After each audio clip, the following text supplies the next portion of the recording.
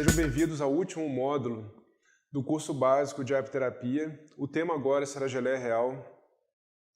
Quando a gente fala de produtos apícolas, existem muitos produtos, tá? Então existe o veneno da abelha, existe o ar da colmeia, existe a cera de abelha, todos eles com grandes potencialidades terapêuticas, tá? Mas agora, nesse curso, vamos finalizar com a geleia real. Vamos falar o que é geleia real, composição, o checklist de qualidade, claro, sendo que nesse caso aqui é bem difícil falar disso, uso popular, alergia e estudos científicos.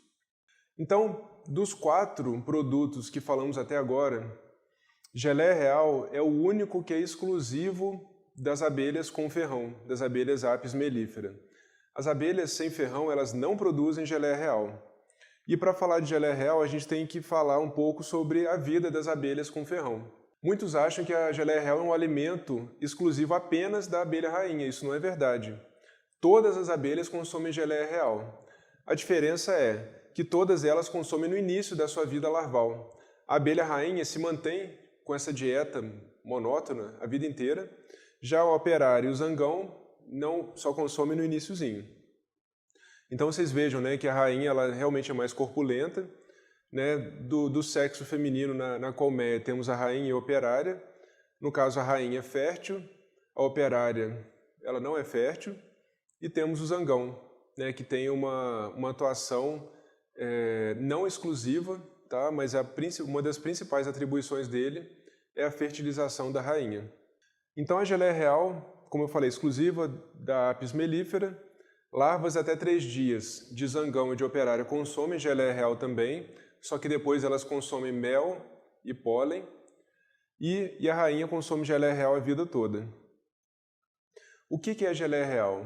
Dos 4 produtos que falamos nesse curso, ele também é o primeiro que é um produto exclusivamente animal. Então eu mostrei para vocês fontes vegetais do mel, eu falei de fontes vegetais da própolis, eu falei de fontes vegetais do pólen. Da geleia real a gente não vai falar isso. A geleia real ela é um produto feito pelo organismo abelha. E onde que é feito? É feito no organismo cefálico dela, pelas glândulas hipofaringianas e glândulas mandibulares. E segundo o Ministério da Agricultura, né, é um produto que tem que ser mantido uma temperatura de menos 16 a menos 5 graus. Há um detalhe, quem faz a geleia real são as abelhas operárias jovens. Uma composição bem interessante também, cerca de 50% de água, 18% proteína, carboidratos, lipídios, vitaminas e hormônios. Muito interessante essa composição. Então eu falei sobre a composição da geleia real in natura, e nós temos aqui no nosso país uma geleia real padronizada, né, em 30% de proteínas totais e em 5% de 10-HDA. Então aqui eu fiz uma correlação para vocês terem uma ideia, né, de como trocar de uma pela outra. Né? Então, a grosso modo, a gente pode falar de uma quantidade para padronizada e 3 para in natura. Tá? Então, adiantando muito, né, a quantidade, né, uma porção que é muito utilizada da geleia real é uma colherzinha de café cheia. E não aquela pontinha da colher de café, que é muito pouquinho, né? Então, a colher de café cheia gira em torno de 6 gramas. É uma quantidade muito boa. Alguns estudos até falam com relação à fertilidade e o uso de 3 gramas, que seria meia colherzinha de café, o que daria mais ou menos 1 grama dessa geleia real padronizada. Então, são 2 substâncias que vamos falar bastante quando o tema é geleia real. A primeira é essa proteína, roeoactina, que é a principal substância que permite a mudança morfológica de uma larva, tá, em abelha rainha. É uma proteína. E o 10-HDA, que é o ácido 10-hidroxi-2-decenoico, que é um lipídio, né, que tem propriedades imunomoduladoras e antibióticas. Tá, esses são os 2 principais marcadores da geleia real. Claro que existem vários outros compostos bioativos, tá? Como, olha só, acetilcolina, testosterona, progesterona, enfim, são muitas substâncias, é um produto muito rico, mas os que possuem, que devem possuir talvez uma padronização, é esse composto proteico e o composto lipídico. Então, esse checklist de qualidade aqui é um checklist mais pobre. A gente tem pouca informação da geleia real para poder garantir uma qualidade, uma melhor qualidade. Então, é uma pergunta importante para o vendedor de geleia real ou para o produtor. Essa geleia real é produzida aqui no Brasil ou ela é importada? Tá? Então, seria interessante consumir um produto nacional de um apicultor conhecido ou de uma empresa conhecida, mas normalmente não é o que acontece. Normalmente ele é uma geleia real importada. Né? E normalmente não temos muitos parâmetros de qualidade aqui para avaliar esse produto. Né? Se existe padronização, isso é interessante. Né? Então, existem artigos que mostram, por exemplo, que o 10-HDA ele é um bom marcador de qualidade e frescor da geleia real. E se existe algum teste laboratorial, né? A gente poderia, né, tentar avaliar isso. Mas aqui é um grande desafio, né? Encontrar uma geleia real de excelente qualidade. Né? Então é uma dúvida, né? Qual que seria melhor? Uma padronizada, uma in natura? Eu não tenho essa resposta para vocês. Né? Talvez o consumo das duas. Vários artigos mostram muitos benefícios, né, nesse produto. Né? Naquela revisão de 2017, né, então mostra atividade antitumoral, anti-aging, neurotrópico, anti-inflamatório, antioxidante da geleia real. E na saúde da pele, ela tem uma ação protetora na pele contra os raios ultravioletos. Isso é bem interessante.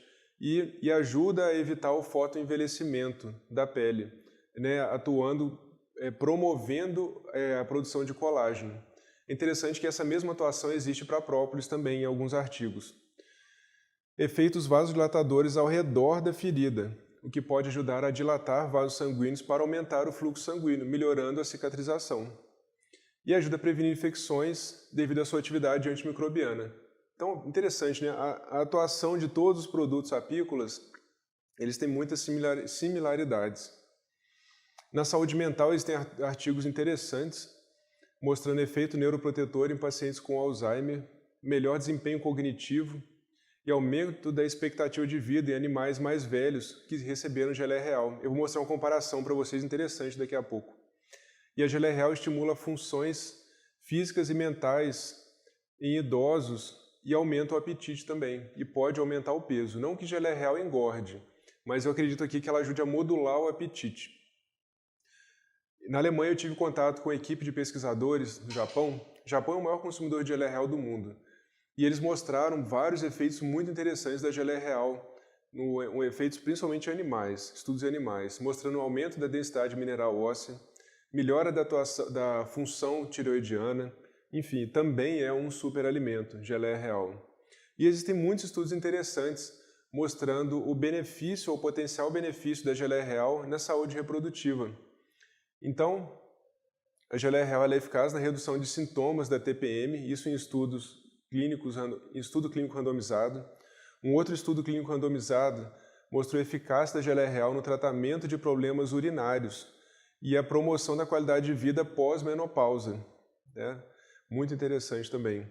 E protege contra lesões oxidativas nos testículos de ratos, né? E contém compostos estimuladores da espermogênese, ajuda a fazer esperma e inibe a produção de citocinas pró-inflamatórias no testículo. Continuando na saúde reprodutiva, então ela tem em coelhos também efeito positivo, né, qualidade da produção do sêmen. Então, assim, melhora a qualidade do sêmen em animais, comprovadamente, e aumenta a testosterona, tá? Melhora proteínas totais e glicose no sangue. E a geleia real, isso é medicina popular já. Ela tem sido tradicionalmente usada para tratar sintomas da menopausa, reequilibrando a concentração hormonal. Mudanças nos níveis hormonais resultantes da geleia real aumentou a quantidade de oócitos ovulados e sua qualidade em ratos idosos.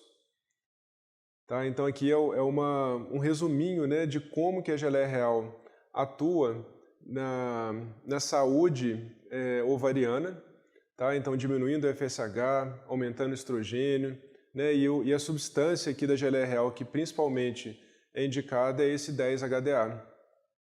Então são vários potenciais, eu já comentei vários, né? Então potencial antimicrobiano, potencial antialérgico inclusive, e potencial imunomodulador também. Veja que interessante essa comparação. Né? Então, como eu comentei com vocês, a abelha operária ela consome geleia real até o 3º dia de vida larval, a abelha rainha consome a vida inteira. A gente pode ser um pouco simplista e comentar que a principal diferença da vida da rainha para a operária é a alimentação. E vejam só que diferença pode ocasionar na longevidade desse animal. Uma abelha operária vive até 45 dias. Uma abelha rainha, ela normalmente vive menos, mas pode viver até 5 anos. Né? Agora, se a gente for comparar um ser humano, né, aqui eu coloquei a minha rainha, a gente, que numa média do ser humano, 75 até 80 anos, viveria 1.622 anos. A minha rainha já toma geleia real, e a sua? Existe um relato muito interessante, né, na história do uso da geleia real. O Papa Pio XII, né, ele foi curado, né, e ele atribui a cura dele à geleia real. E ele tem essa frase linda, né, sobre a geleia real é um alimento concedido por Deus para conservar a jovialidade eternamente. Muito lindo, né? Foi um Papa também, né, importante. Esse estudo aqui, muito interessante, de 2012, tá? Foi um estudo feito em voluntários saudáveis durante 6 meses. E o que esse estudo mostrou? Que o consumo da geleia real em indivíduos saudáveis, não tinham doenças, né, melhorou a eritropoiese. O que é isso? A formação de glóbulos vermelhos no sangue. A tolerância à glicose, melhorou a saúde mental e melhorou a conversão do disulfato para testosterona. Então melhora tudo, né? A geleia real é um estudo muito interessante. Sugestão de dose, como eu comentei com vocês lá no início, né, é algo que, assim, pela medicina popular, é indicado uma pontinha da colher de café pela manhã. Né, pelos estudos científicos, por exemplo, fertilidade, 3 gramas por dia. Né, eu já, em contato com apiterapeutas na Europa, no leste europeu, eles indicam até 6 gramas por dia. Uma dica que eu dou para vocês é que a geleia real pode causar insônia quando consumida no período noturno. Né, por quê? Talvez pelo estímulo tiroidiano, enfim. Para se evitar esse problema, a gente indica o consumo da geleia real apenas no período da manhã, no máximo até o período da hora do almoço. Então pode ser realmente uma pontinha da colher de café em jejum e na hora do almoço, ou então uma colherzinha de café cheia no café da manhã e na hora do almoço. Muito obrigado pela sua atenção. Qualquer dúvida, entre em contato com o suporte da EBRAM e até a próxima oportunidade.